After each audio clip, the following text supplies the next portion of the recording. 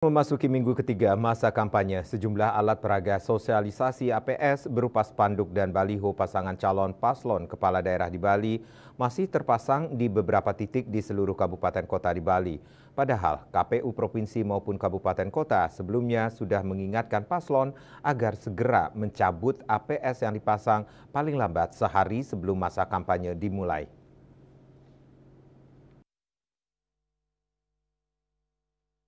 Ketua KPU Bali Idewa Agung Gede Lidartawan mengatakan bahwa APS paslon kepala daerah di Bali hingga saat ini masih terpasang di seluruh wilayah kabupaten kota di Bali. Artinya surat yang diajukan KPU Bali ke masing-masing paslon dan partai politik pendukung untuk segera menurunkan APS yang dipasang tidak dihiraukan.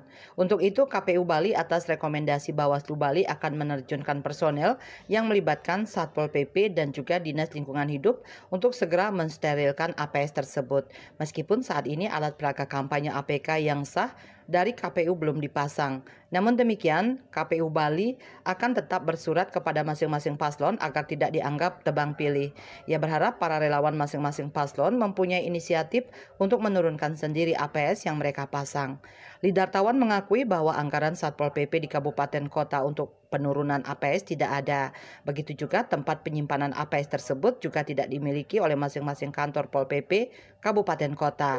Terkait APK, Lidartawan mengungkapkan bahwa saat ini masih dalam proses desain, di mana masing-masing paslon akan diberikan satu buah spanduk untuk dipasang di setiap desa dan 5 baliho untuk dipasang di setiap kabupaten kota. Dan masing-masing paslon boleh mencetak 200%, namun harus tetap distempel oleh KPU Bali. Jika melebihi maka akan ditertibkan. Kendati demikian, KPU Bali akan memfasilitasi media kampanye kepada paslon berupa videotron dan billboard.